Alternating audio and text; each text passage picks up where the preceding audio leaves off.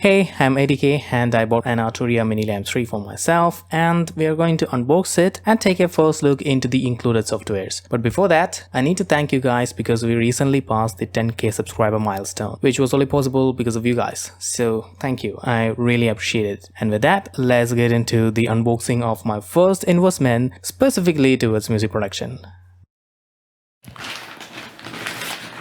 So here is our item. I got it from Amazon. We are going to open it now.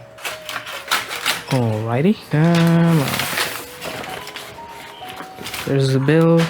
It cost me 9,890 Indian rupees, which is equivalent to this much US dollars. I bought the black one because I did not like how this rectangle black thing was standing out in the white body, and also because as a viewer I couldn't find any YouTuber with a hands-on video with the black version. So I'll be that YouTuber for you. We are going to pull this out.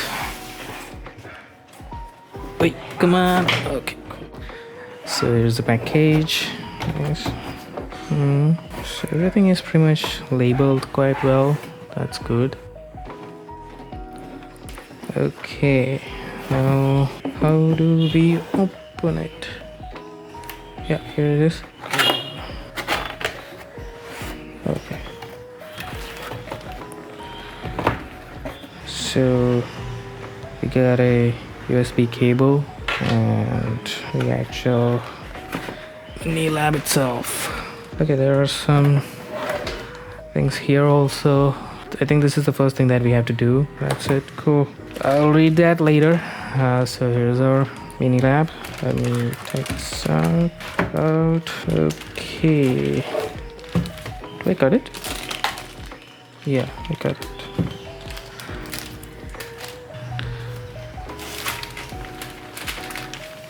Okay, there are some papers in here too.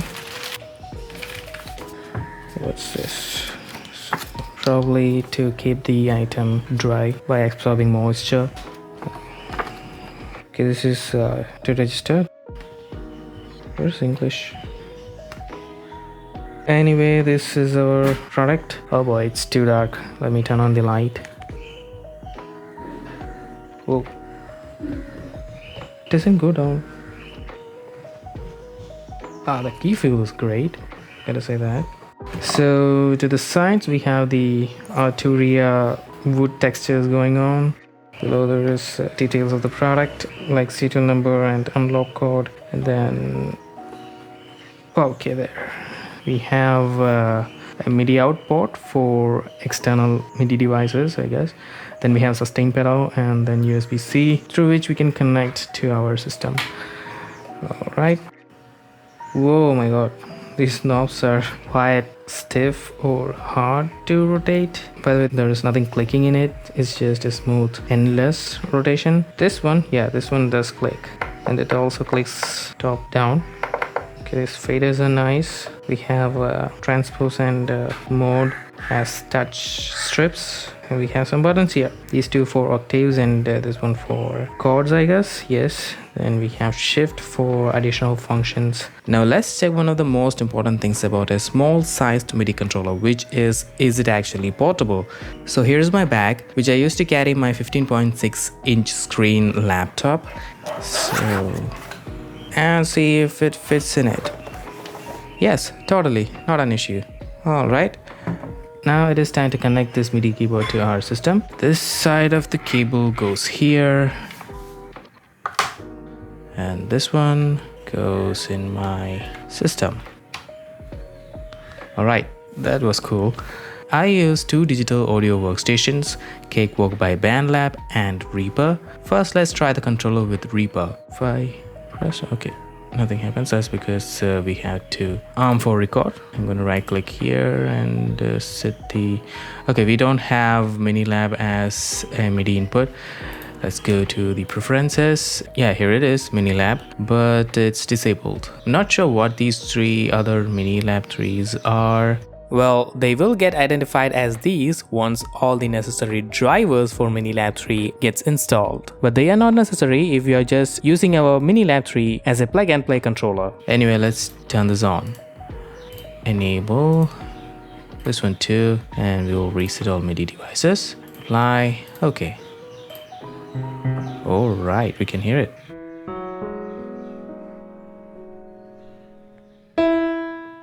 Let's check the pads. I have Citala loaded up already in here, and I had to change this. Right click, MIDI input. Okay, Minilab 3. Let's set it to all MIDI inputs. All right.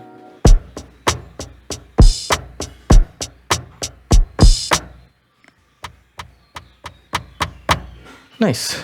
I just figured out how these touch strips would work. Let's transpose it 1 octave up.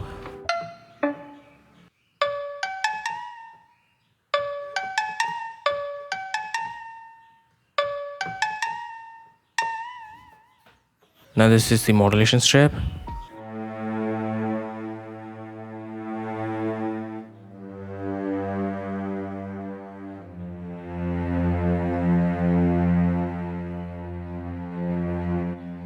Now let's check Cakewalk. Let me set the input. Okay, Minilab 3 is already here. All inputs, MIDI MNI. Yep, it works.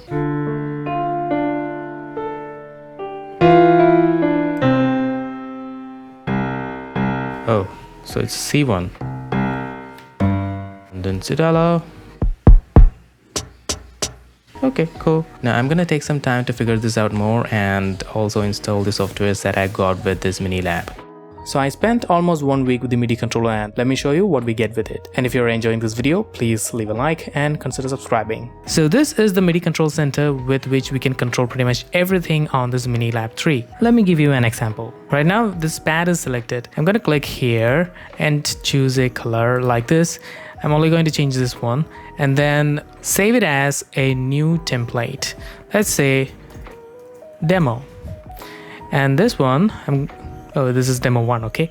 And I'm going to store this template into user 5. So we click store to, it's going up.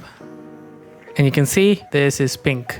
All the other pads I didn't change are white, of course. Well, I just changed color because that's obviously the one that can be easily understood through a video. There are many other parameters like these connected to pads, knobs, faders and all. We have 5 device memories, namely user 1 through 5, and to switch between them we press down shift and then press on this program pad. So now it is user 1. Let's switch to user 2. This is my user 2 color adjustments. User 3, demo 1, which we just uploaded into this Minilab. Let's just switch back to Arturia, which is the normal one. Apart from these settings which we can store as templates into device memories, there are even more controls in this device settings tab, like this knob acceleration, velocity curves, and backlit. I'm going to turn it off because I don't want it always to be lit up. Alright, so that's MIDI Control Center. Moving on to the other included softwares, we get the Analog Lab intro from Arturia themselves, which contains over 500 synth and keyboard sounds from their V collection. And this thing is completely connected with all these parameters from the get-go.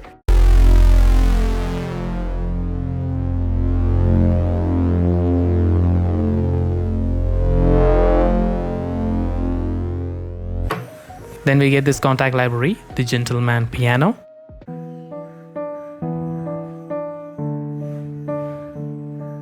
Then we get a UVI workstation library called UVI Model D with the sound of a famous Steinway Model D grand piano.